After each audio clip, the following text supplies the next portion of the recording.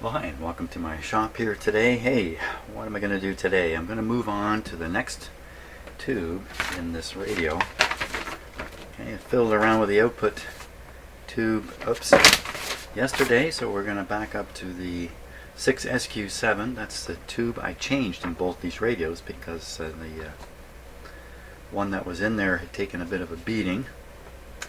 So we'll do basically the same thing, resistance voltage comparative test between the two radios. But before I do that, I think it kind of behooves me to determine the relative sensitivity of these two radios now, since yesterday neither one would pick up a radio station from its antenna. Okay, not too surprising at this stage, but I think it might be so I could not compare in any way the two radios and their current sensitivity with the situation. So I'm going to feed in a known signal, get it to come out of both these radios, then we can kind of compare the relative sensitivity of each one. The next two I'm going to do, if there is something out of sorts with it, it could have a big bearing on the ability of these radios to receive a signal. So I kind of want to do this preliminary thing. Okay, so I think we've warmed up 1500. That's a little high. Let's stick it in the middle of the AM band. Well, kinda around 13. Okay, put on the power here. Now another thing is, after I was completed yesterday and completed the video, I realized I hadn't changed out the grid leak resistor in the two output tubes. So I've done that in the meantime. Between the last video and this one, I've gone ahead. There's the resistor right there. Put in a 500K resistor there. Replace the old ones, which measured a little. I think one was a little high, but I doubt that has any bearing on the operation of the radios at all. Okay.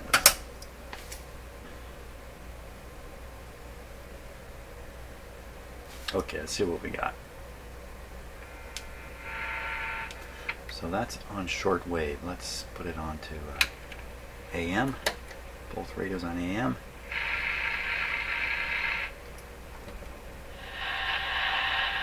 Very, very similar sounding, which is a good sign, I guess. So we'll tune the radios, tune them to different places. We'll put this one on 7.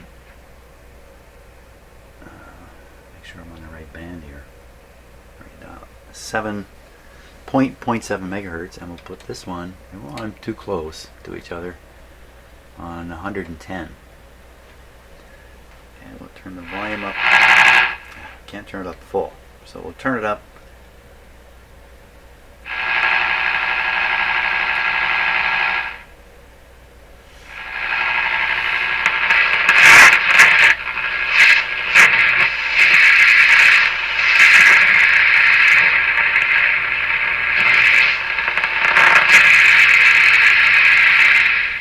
Trying to find a quiet spot here. There we are. That's around 670 on the dial.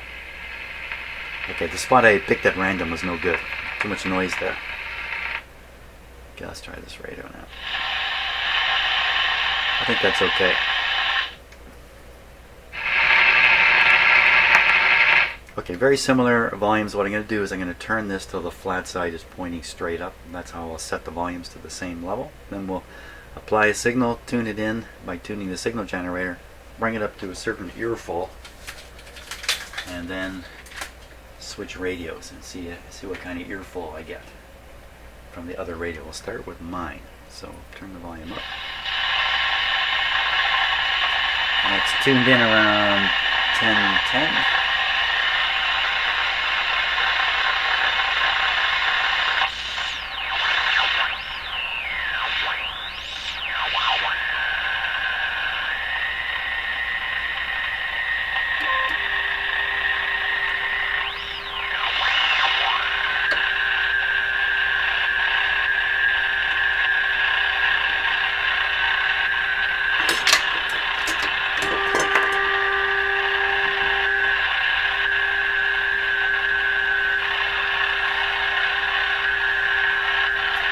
Okay, so in amongst the noise, you're now hearing this radio signal, but it's wow.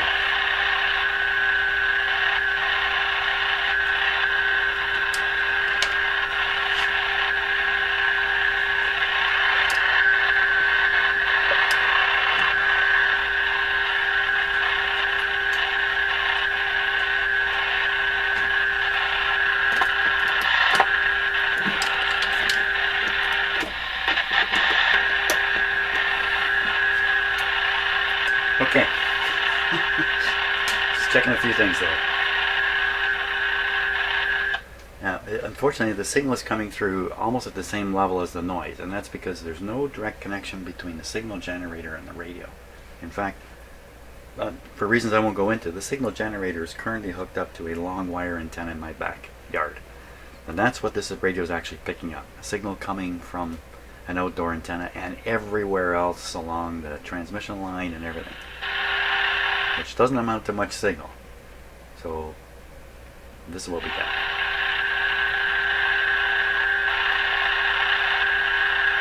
Okay, other radio. Now the other radio is on a different frequency.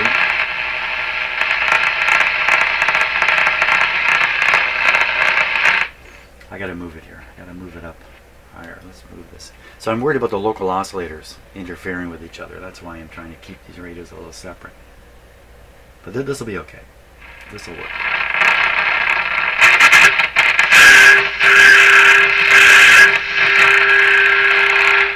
So no question. This one's way louder than this one.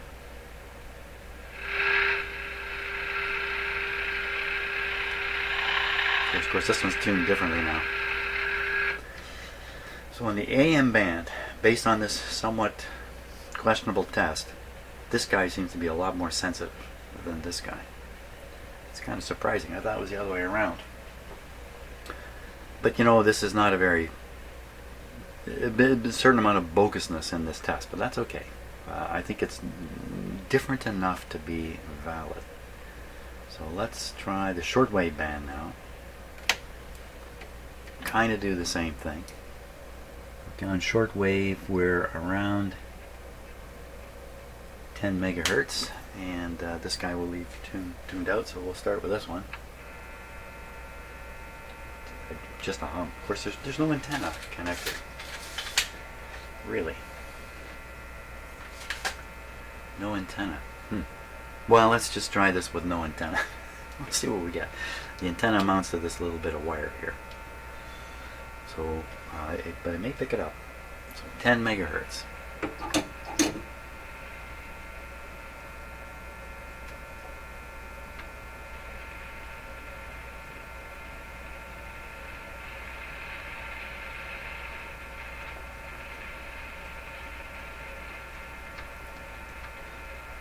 Not the slightest thing.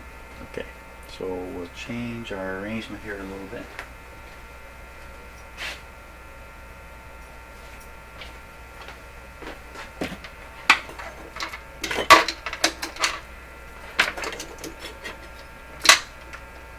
Signal generator is now supplying these clip leads, which I'm just going to leave on my bench, and once again see if the radio will pick this up.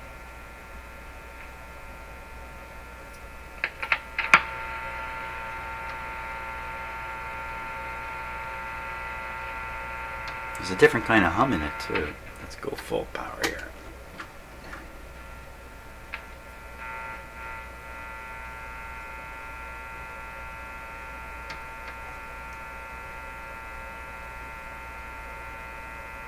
Not a thing. Okay. Most radios would, under this situation, with this lead so close to the antenna, would pick it up. So we're going to go right on the antenna here.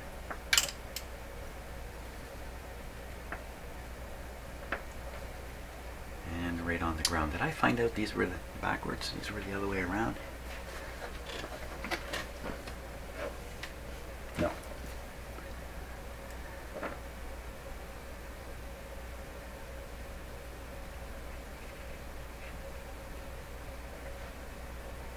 Okay, now this is still 10. We should be able to pick this up now.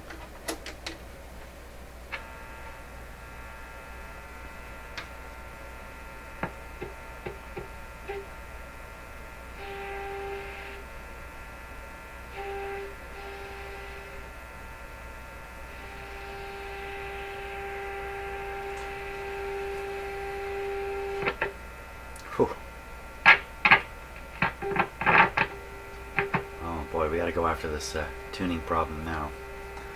This is going to cause problems with the future work on the radio. So, what's doing that?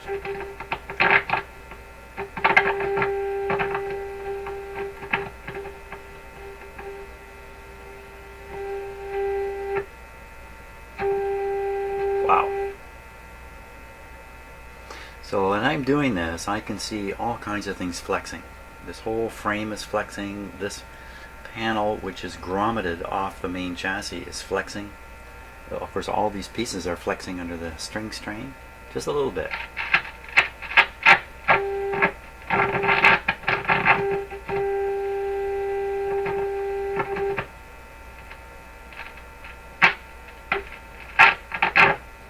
The tuning is so free and loose and easy that as I poke around with this, I can't help but be driving changes through the string right up into the capacitor.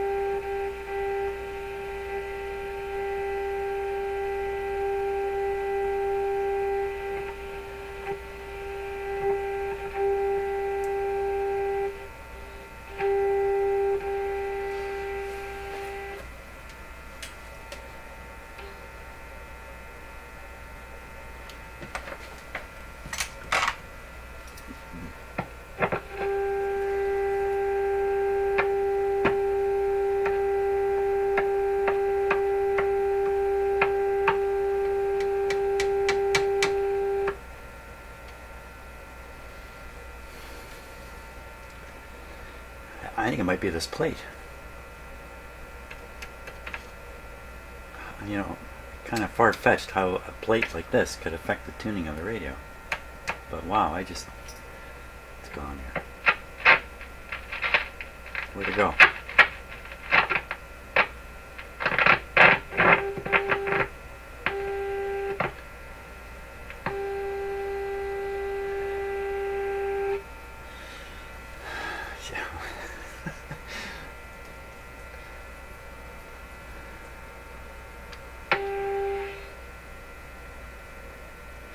You'd actually hear it swing out afterwards.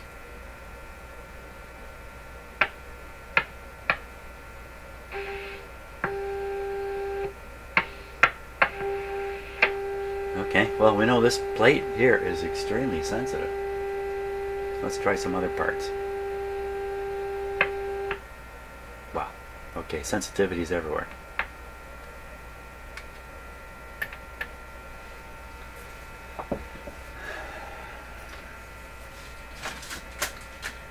Really can't carry on as long as this thing is doing this. So let's do some standard stuff here without knowing exactly what it is that's going on. After all, we spend our entire lives without ever knowing what exactly is going on.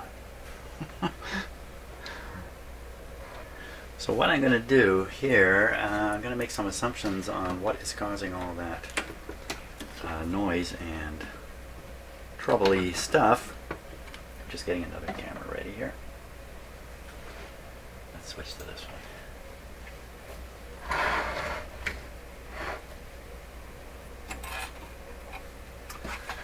one. Okay. Well, this is a gear-driven capacitor. This is a little more advanced than I thought. There's a bunch of gears up in here.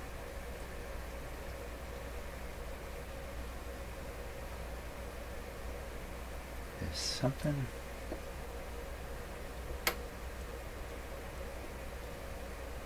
Appears to be something a little more going on in this capacitor than. Okay, there's more to this than I thought.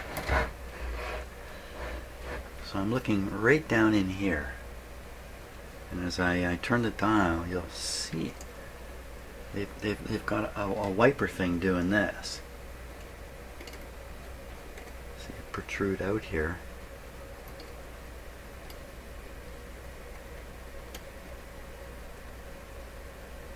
Why? Why is that arm going back and forth like that? Oh, okay. Basic answer. That's what's driving the gear that's driving this. Nothing special about it. Now there's... Oh, they've done this technique in the mechanics over here for the push button to work. That's what they've done. And so this swinging arm down here is like a kick plate or a stop plate. It's going to bang into a stopper that's being adjusted from these front button screws we haven't even looked at yet. Okay, so that explains the complicated construction on here. Now, what about all the noise? So the way these work is these moving blades, or moving, yeah, I guess you can call them blades or plates, are grounded to the chassis or to the frame. And it's really the stator plates, the static plates, that are insulated. You can see the insulator here. So as much as it might not seem to make sense, it's the moving plates that are grounded. Now there's a little clip here. There's some really small stuff on this. Well, it's just a little hard to see too. What is that? Did that fall in there? Or is that supposed to be in there? Bear with me a second while I adjust the focus on this camera.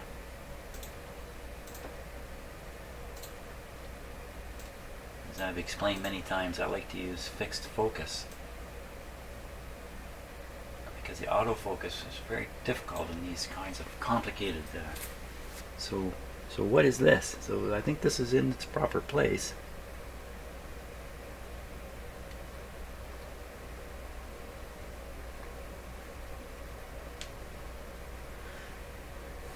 It looks like it's applying a tiny amount of pressure on this wheel to push it in this direction here. So the string is going around it, so that would put a little bit of tension on the string. I think this is the string tensioner. This is the craziest arrangement I've ever seen though, but you can see it works. So I've never seen anything quite like that. So the string tension is maintained by this spring, but there's not much tension left down yonder here. Okay, so while we're looking close, the shaft goes through almost certainly ball bearings down in here. It goes through the frame. And then on the far side over here, there's going to be bearing of some sort, a very simple bearing, often just a shaft.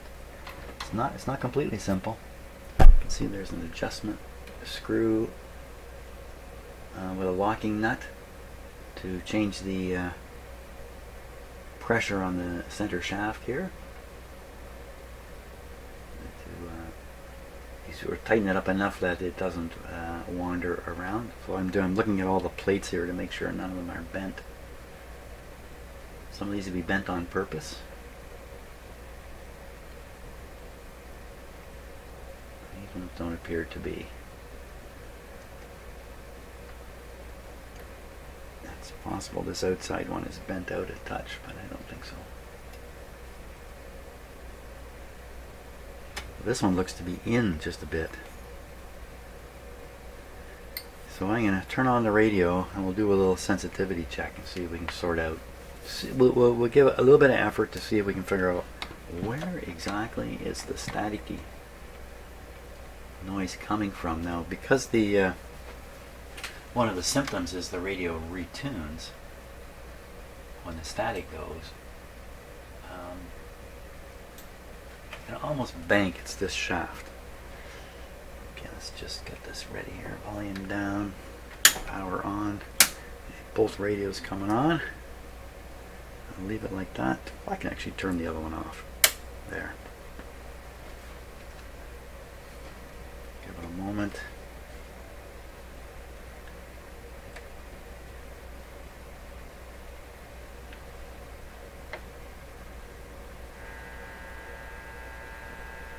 So the fact that you hear that hum without hearing any antenna sounds, wait a minute, I take all that back.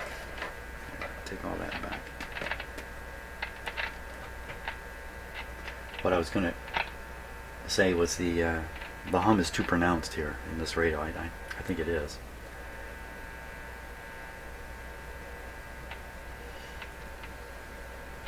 Okay, where's our signal?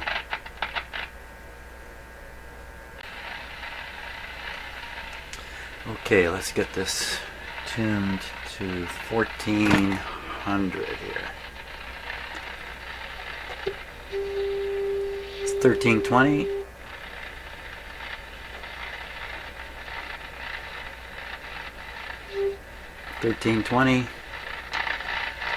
That seems to be it. 1320. Looking at the dial again.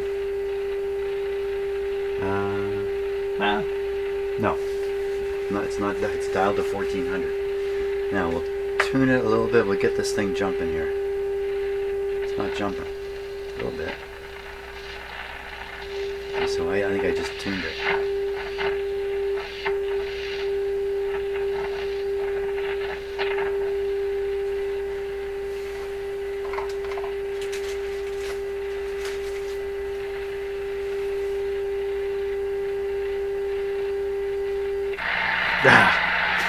That's stupid.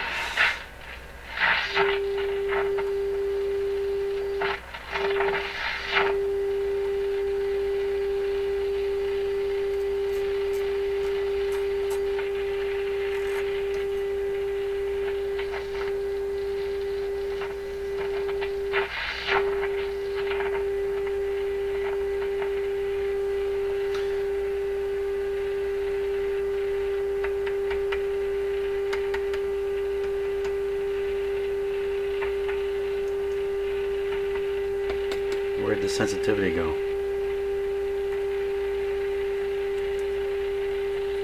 Doesn't seem so sensitive now.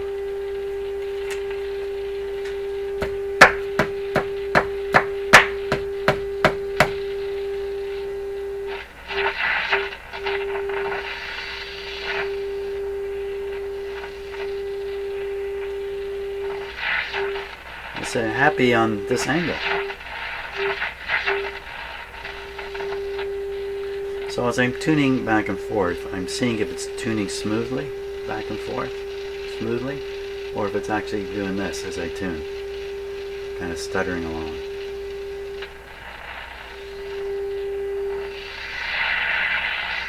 It seems super smooth. But I fixed this radio already.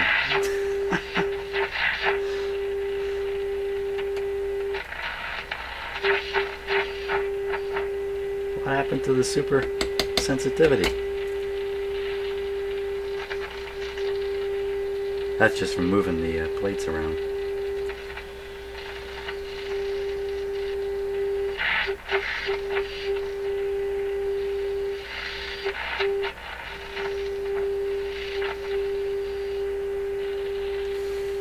What am I chasing here?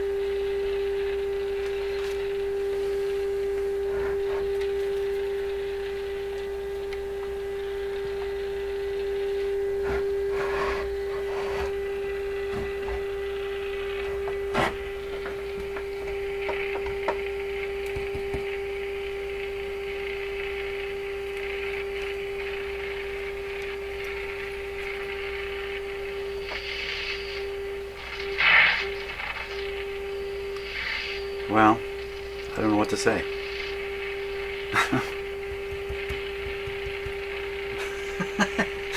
Okay, it's all fixed up. Beautiful. Okay, now we can get back to doing what we were really doing, which was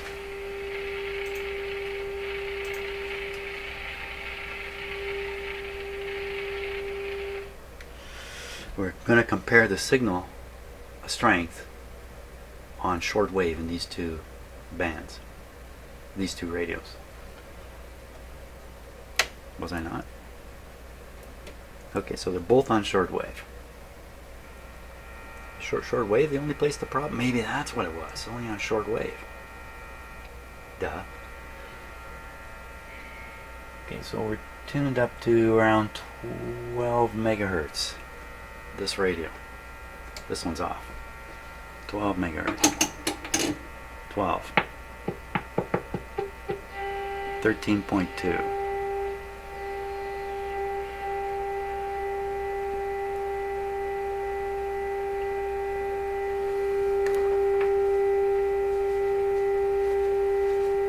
Okay, got a level.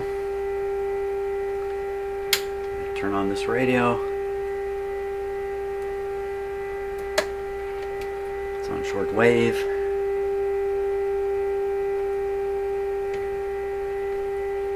Turn down this one. We'll remember how loud it was. Turn up this one. Tune this away. Tune this one to where we think the signal is. It's right around here. Now this, what? This guy's gonna get scratchy.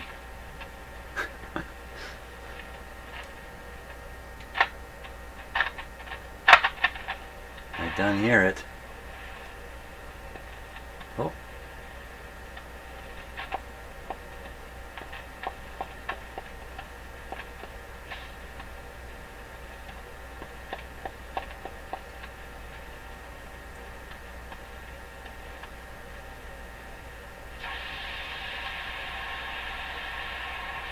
It's tricky to tune this radio.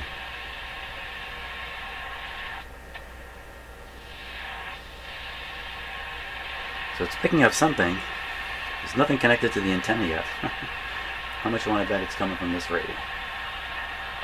Yeah. So there's something coming out of this radio. Now we'll move the signal generator over here. Ooh.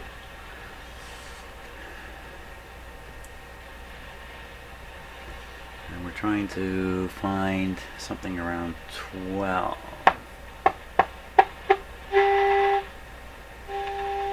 13.2 rather.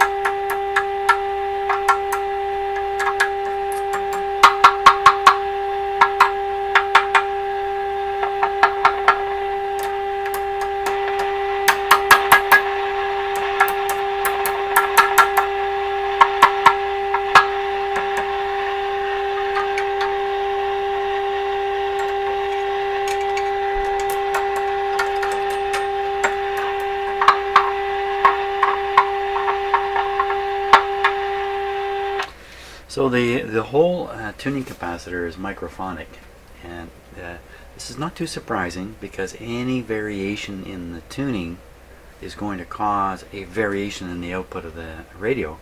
So if the variation is related to the shock of a vibration from a stick, you're going to hear something that's going to sound like a vibration from a stick.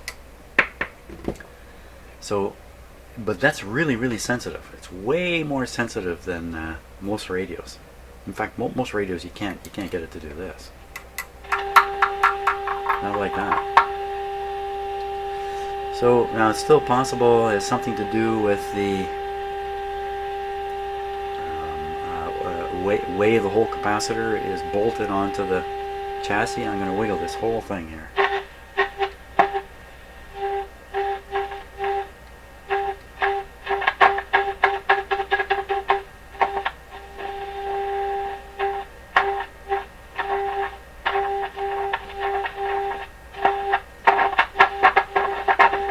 So along with tuning the radio back and forth, there's lots of scratchiness coming in there.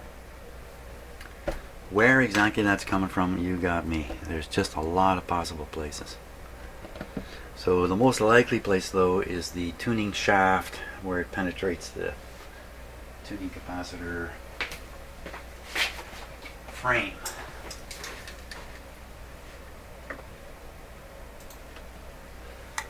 So I am going to rudely and crudely spray in some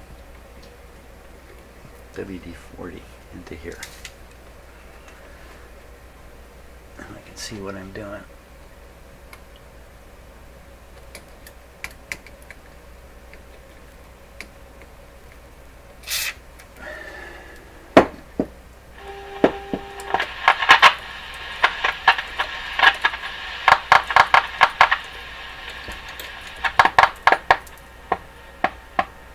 So that sound, that's actually tuning the signal generator quickly past. Now, see, it got pretty quiet, eh?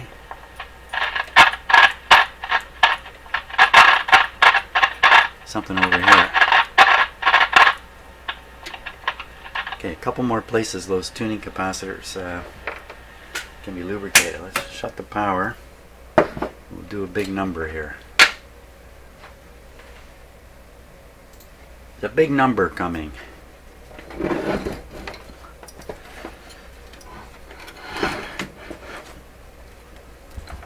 See if we can't get rid of all this noise.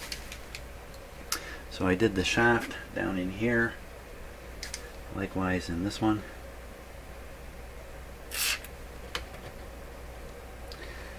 Okay, now usually part way through, let me get the close-up camera on this, because these things can really drive you nuts trying to sort out. This isn't the best camera angle, but the shaft of the capacitor passes through this supporting wall here, and there's usually some kind of sliding contacts in there to improve the grounding. See that black band? That's actually a clip that's pressing out on this shaft here. That gets all dirty, greasy, gooky. The slightest variation in the contact, and you got crummy noise. Oop. And then the last place is right in all these gears, and there's a shaft or a bearing right down in here.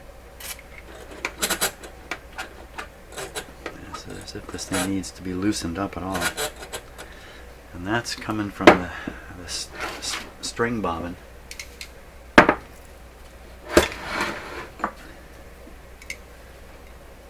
Try not to get anything on the string here. That's enough. I didn't even have to spray it.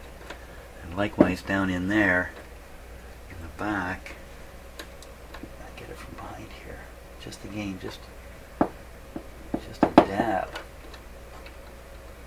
So oil has a way of wandering, spreading. So see, I didn't even squeeze the button.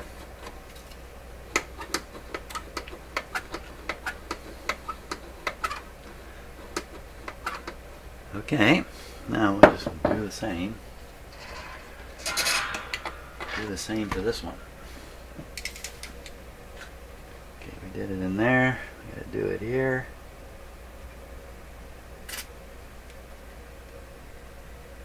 I guess you could use, more powerful cleaners, maybe a little more suited, but I find WD-40 seems to do the trick here. We will know momentarily.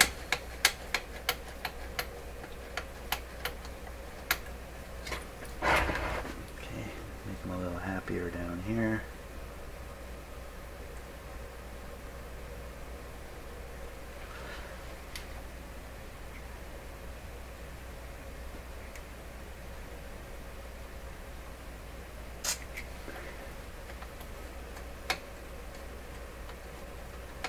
Okay, did this do the trick? Or have I been wrong all along? Let's see.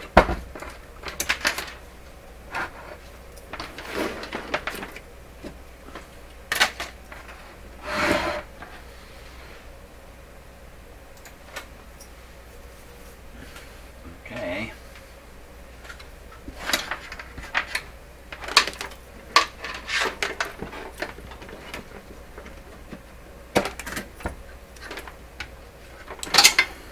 Interesting in itself. That's the big transformer. This one's a little cooler.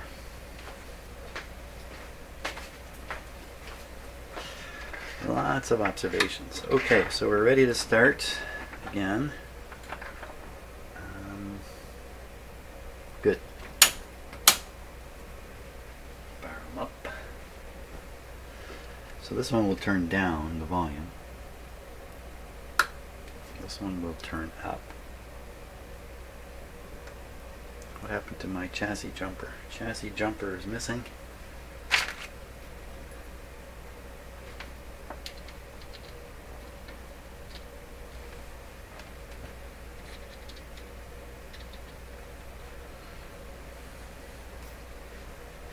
Volume up.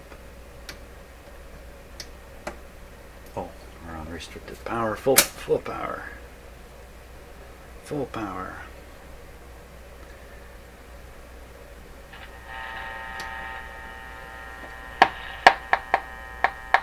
So those pops is the signal generator. Wow.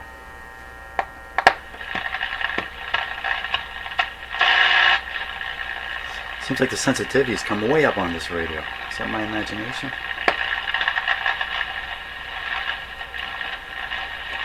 No more scratchiness.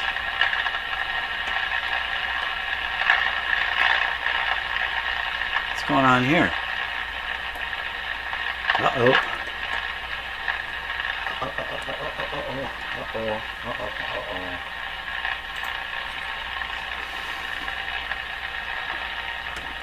Uh-oh. A little tiny bit of oil has maybe loosened something up here I wasn't really counting on.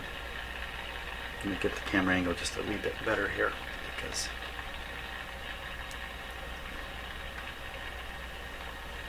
okay, you gotta be able to watch this wheel and those plates at the same time. That's the key to this. So these are connected together. One cannot turn without the other. It's just come completely loose. Look at that. Okay, so now we're into another issue here. I mean, you can really see it on this shaft here. Wow. You can actually see it screw on and off. So it's got a locking screw, and it's got to be locked in the right spot.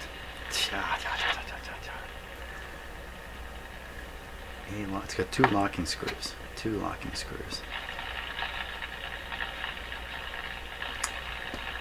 Wasn't expecting that, so that's another alignment issue now.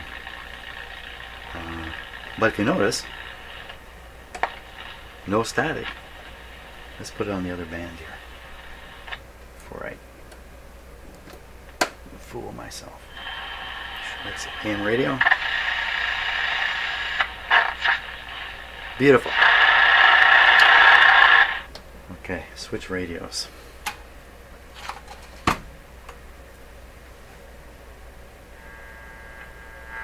So this is on the shortwave band. That still doesn't sound good to me.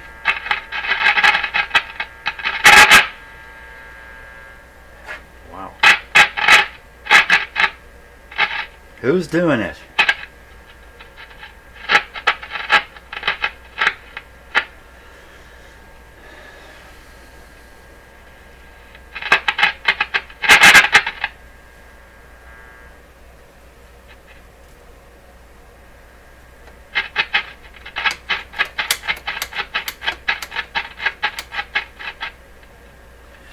Okay, is it blade contact? Is it these shorting out in there somewhere? It just doesn't seem like it to me. Seems a lot more like the center shaft.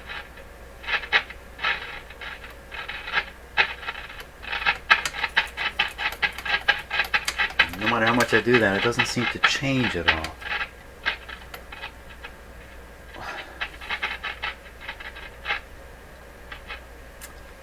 Son of a gun. It's really hard to check the let's do it. We got to look and see if the plates are in contact anywhere, but it's really difficult to do this kind of thing. Get right down in here.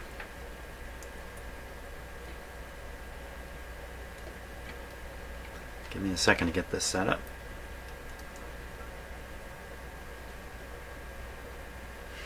Okay, fix the focus here.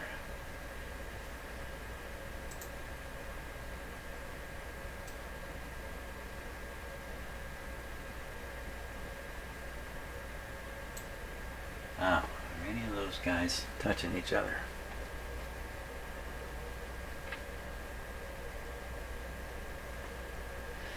So the camera, of course, can only look straight down through a couple of blades. The others are, you know, off to the side, so to speak. Hey, where's the crackling?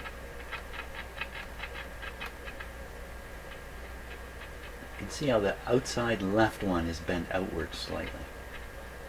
Oh, well, I think that's an optical illusion. I can get further over here. So it's tough with the camera. Oh, well, get in from this way.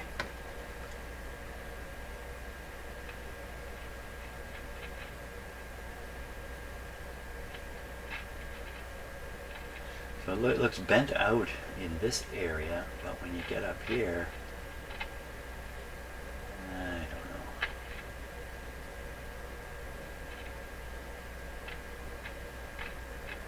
Okay, so another way to figure out if it's these blades or not, because we can't, it doesn't look like it.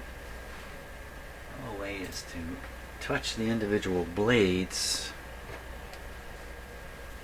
and see if you find one that's sensitive. You gotta do this very lightly.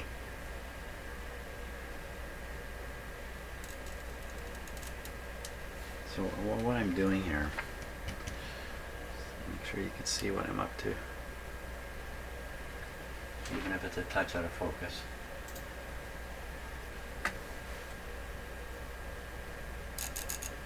That's all I'm doing.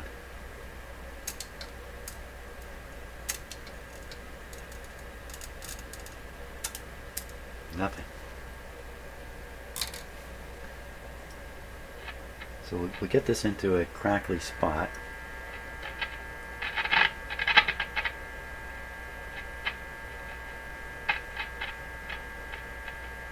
Right in there.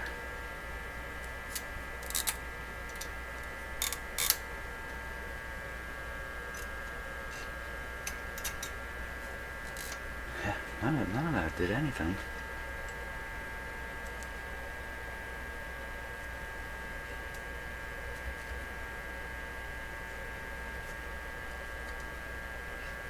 Any little pop would do it.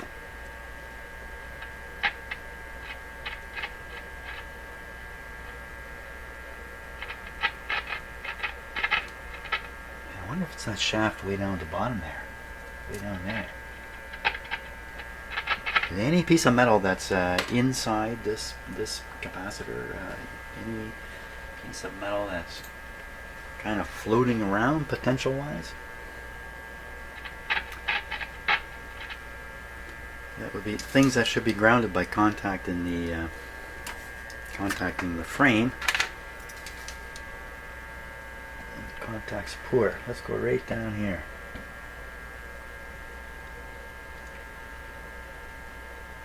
Wow.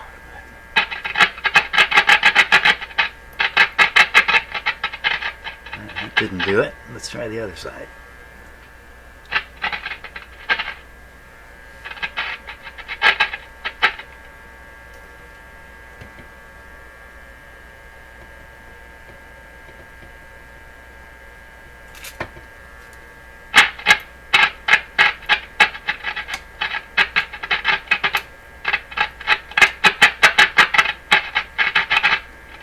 Son of a gun.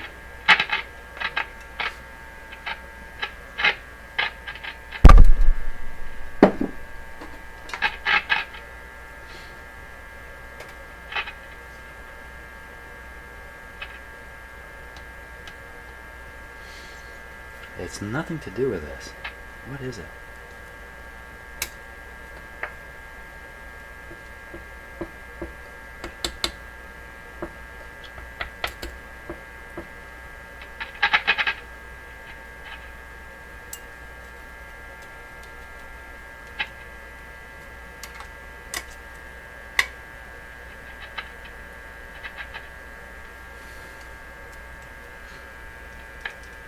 Oh. heard a little click there.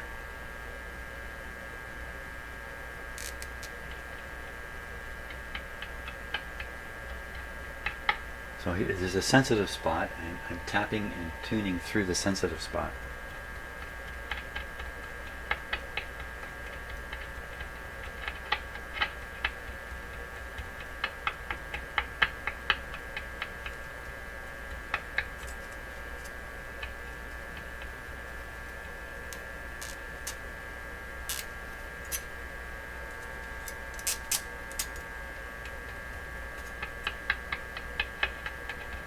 That'd be a spot that is sensitive. What would be the deal there? That a spot is sensitive.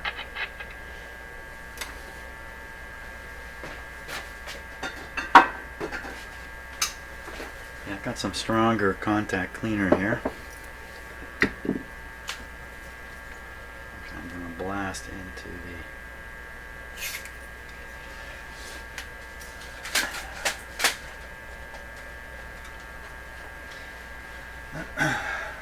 just a second. Okay.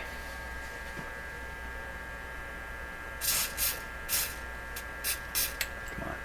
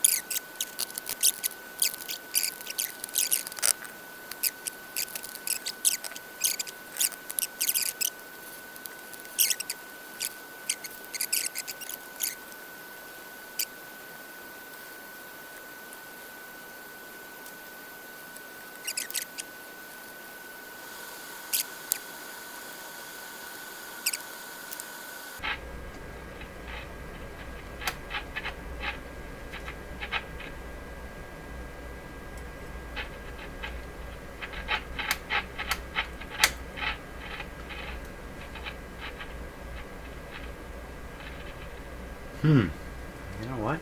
I've just noticed. Yeah, I think this is going to put it in focus. Let's get the other camera here. I think I may have found it. Okay, we're going to take a close look at this tension spring here and see if this isn't as far-fetched as it might be. Here's what I noticed. When I tune the radio, it moves.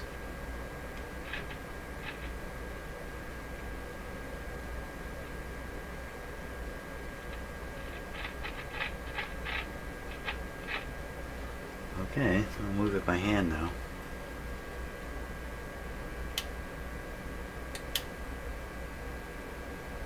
I don't hear anything.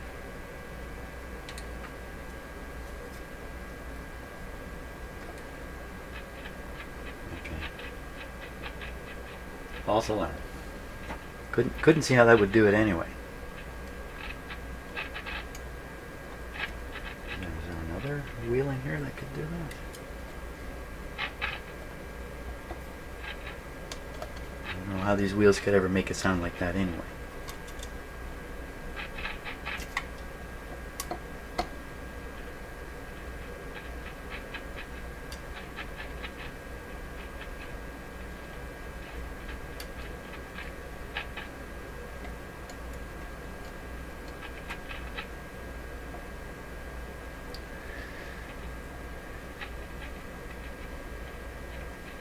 It seems to be getting quieter and quieter as I go, though.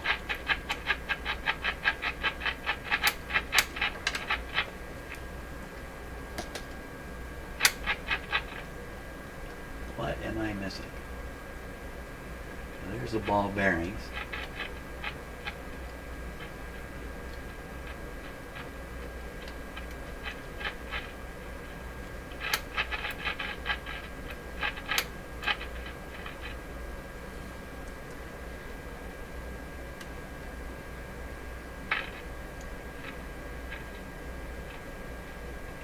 Maybe the spring tension is lost in this tensioner here.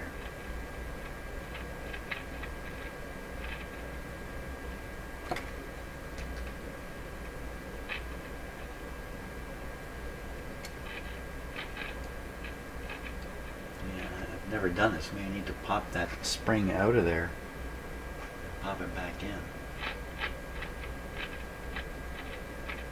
It's a very, very suspicious spot. And then over here, there's a couple of.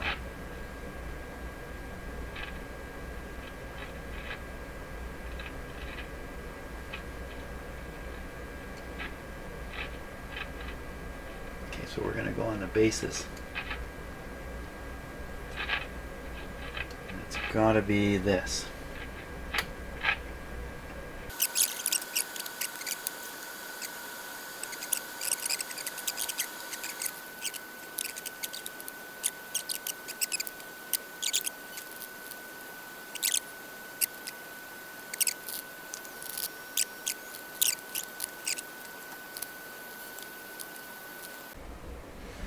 Okay, so I just finished a horrifying 45 minutes of trying to get rid of the tuning crackle in this radio. Not on. These radios are not on right now. And at the end of this very frustrating 45 minutes of poking, I concluded that the crackling may actually be more electronic than it is a mechanical rubbing of stuff. So anyway, I'll leave it at that. 45 minutes of my life down the drain. Okay, so let's get out of the gutter now. What I'm going to do is I'm going to compare the resistance readings of each of these radios for the detector, for the detector tube 6SQ7. That's what we're going to try and do. So the 6SQ7 is right here.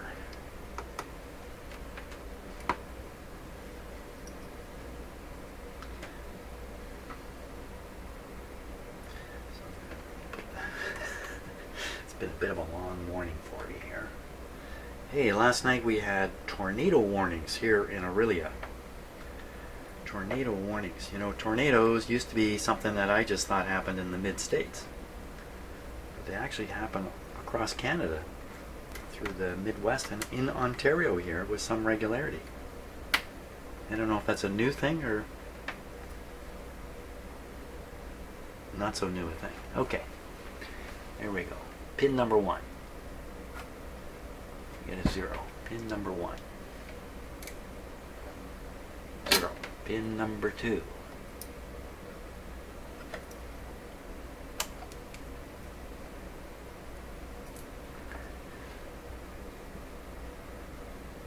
Looks like it's going to get down around 8 or so.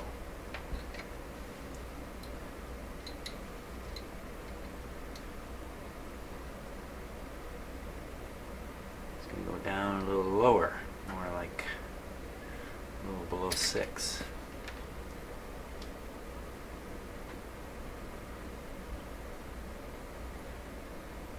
It's going up.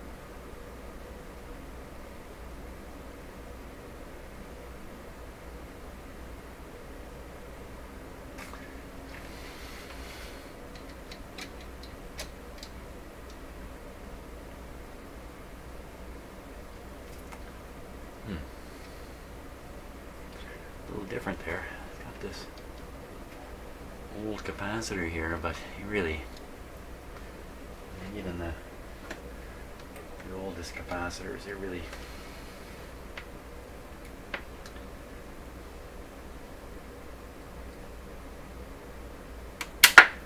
not going to get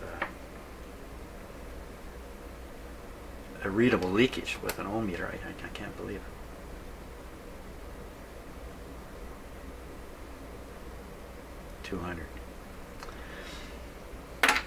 So I can't believe this is leaking enough to cause problems with these readings. So for some reason this is reading differently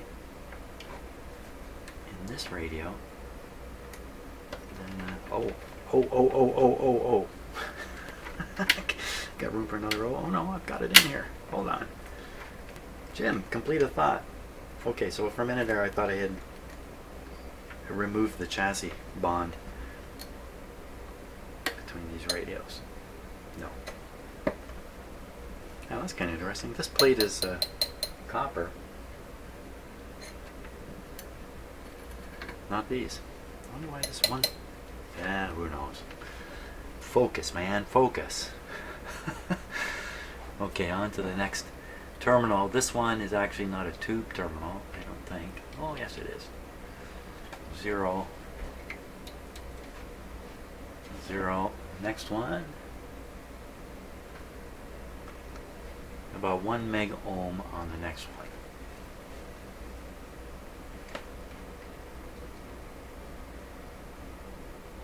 Okay, it's around 1 meg ohm. Next one is not connected. Not connected.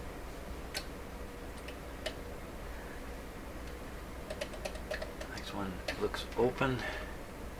Open.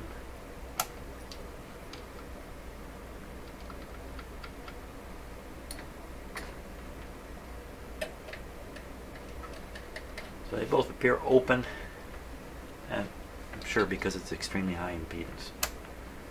And around to the next one.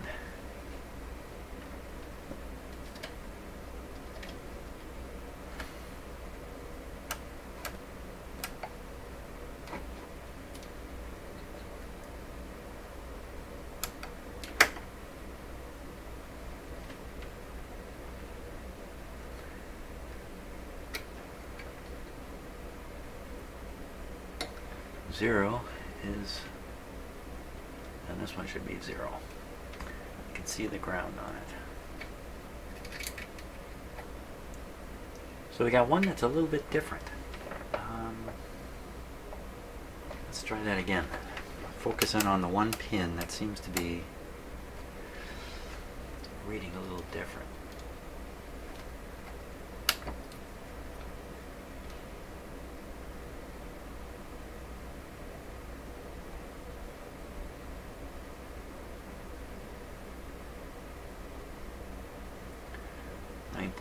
.5, 9.6, going up and down.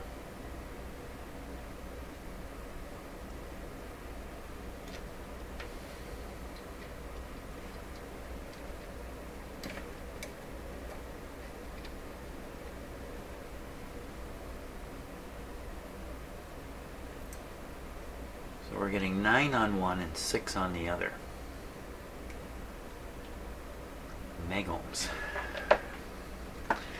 This is pin number 2.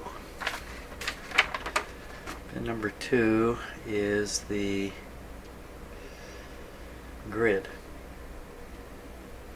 It's got a 10 meg resistor to ground. And that's the capacitor going to the volume control. That's the capacitor going to the volume control, and this is it here.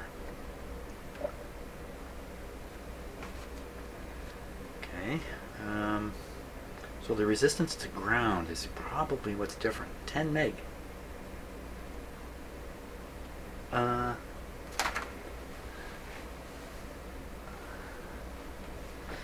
meg. I got 2 resistors here. Brown, black, blue. I put these in. Brown, black, blue. Not going to read anything other than what they're supposed to.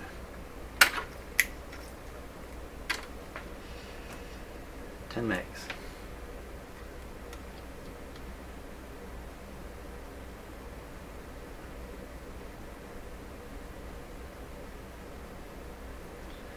You may explain why it jumps around like that? Let's try the other one.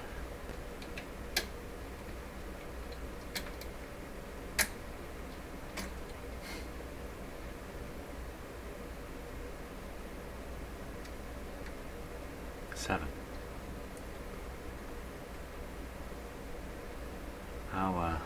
How do you end up like that?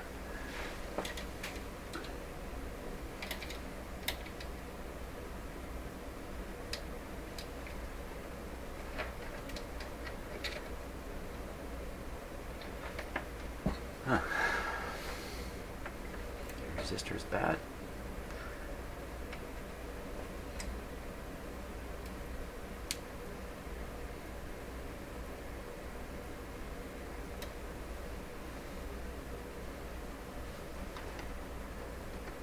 Not sure how you read anything other than the resistor's value here.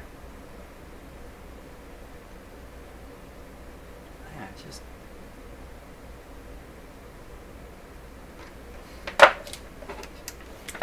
so I take these resistance readings fairly regularly, and they seem to jump around sometimes and never ever settle down. Never understood what the heck is going on. Maybe it's the way I'm holding the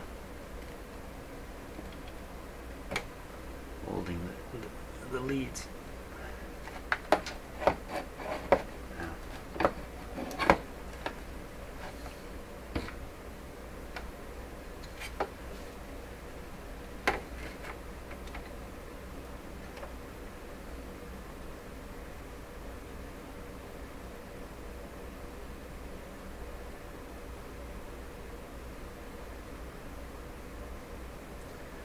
I think the jumping around is using hand leads and momentary breaks and contacts change the charging in the capacitor that's involved in this.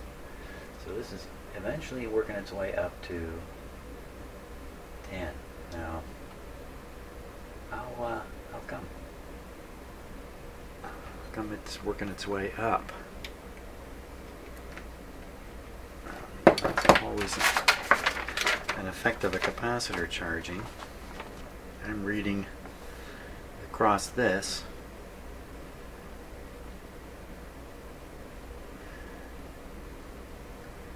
Well, all the way through the tone control, through these resistances, up through the back of this, up through there. It's a capacitor blocking it there. It's this capacitor.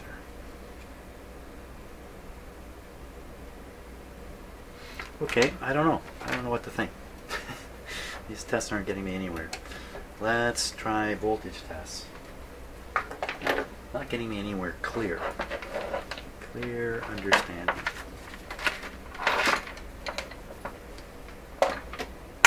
Real clear understanding.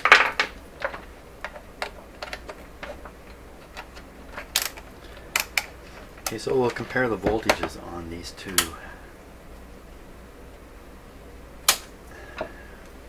radios.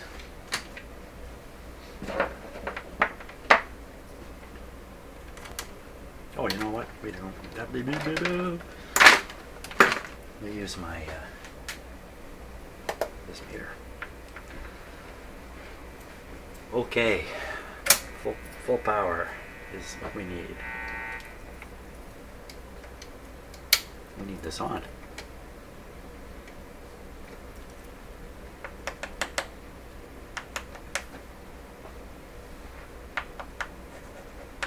Yes, we had a tornado, not a watch, a warning. There was a tornado in the area. About 10-15 kilometers from here, there was one that got on the ground. I don't know much more about it than that. I heard it on the police scanner, heard the police talking about it last night. So, wow. Could my house ever be hit by a tornado? Gee, I just don't think so. But probably lots of people think that just before. Okay, so we're on the 500 volt scale. We're ready to go. Here we go. Pin number 1.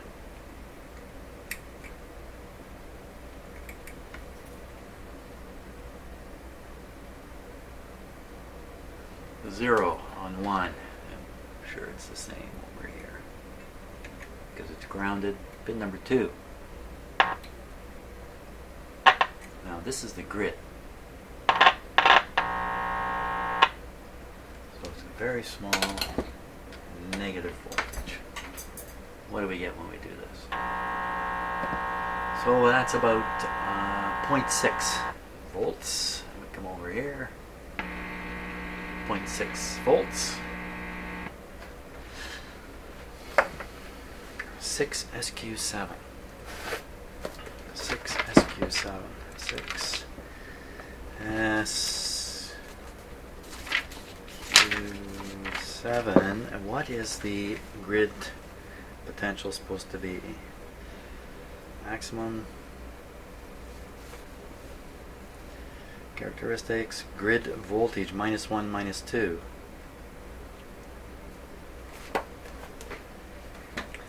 Seems a little low. So grid again. And of course the thing is, when I put this meter on, I draw the grid potential down, probably. So it's probably more than 0.6. Next one, over.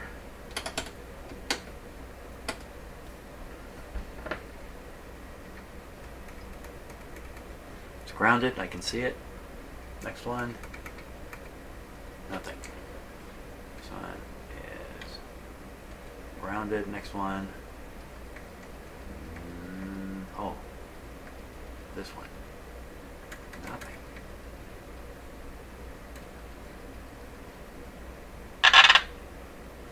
Okay, so maybe this is the plate. And we're getting on the 150 volt scale, we're getting just over 100 volts. On the plate. Exactly the same here, 100.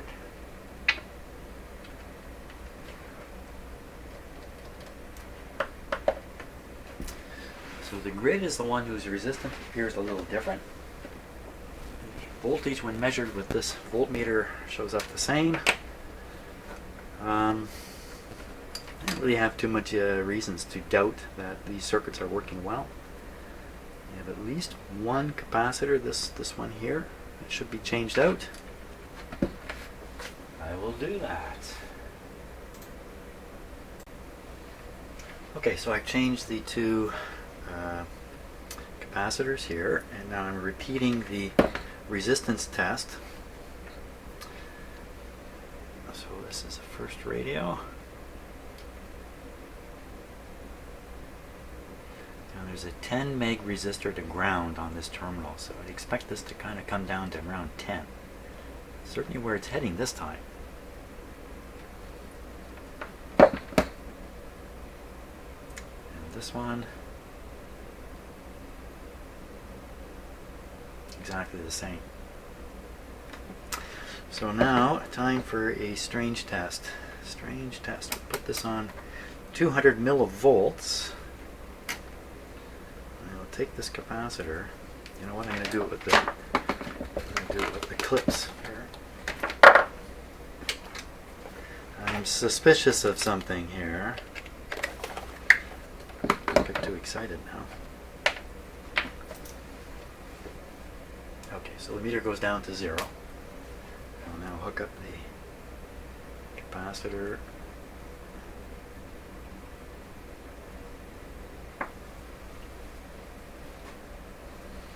So we're reading 30 millivolts from a capacitor.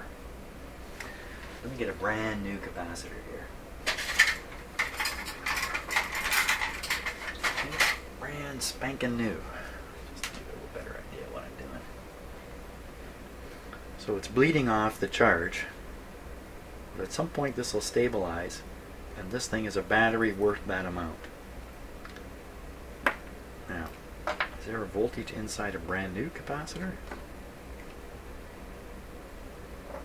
If there is, I'm going to have trouble. Better go to 0.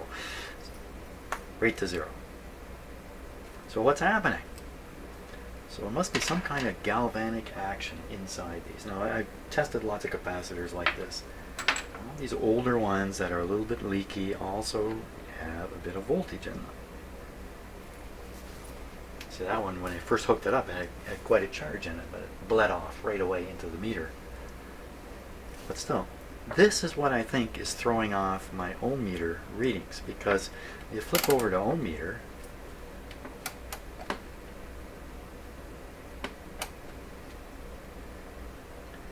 it's not going to work for us, but the thing is, you can't be checking the resistance of something with a little EMF in it.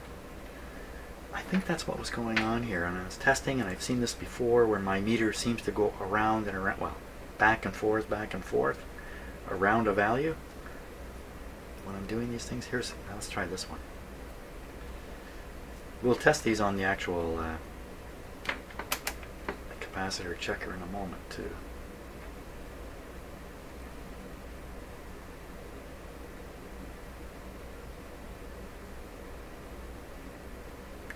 So it's showing a little voltage too. See, we got the same reading the other way around here. Yep. 50 millivolts. This one's actually putting out a pretty good. So I think that indicates these have moisture in them. That's how I interpret that test. And I think that when I was testing with my voltmeter and getting, or ohm meter, getting these weird unstable resistance measurements, it's all because of that charge in the capacitors. That's what I've come to believe. And I think it's actually a fairly valid way of checking the condition of a capacitor. Just stick it on your voltmeter and look for any tiny voltage coming out of your capacitor. I think it's a bad sign. It's a bad sign.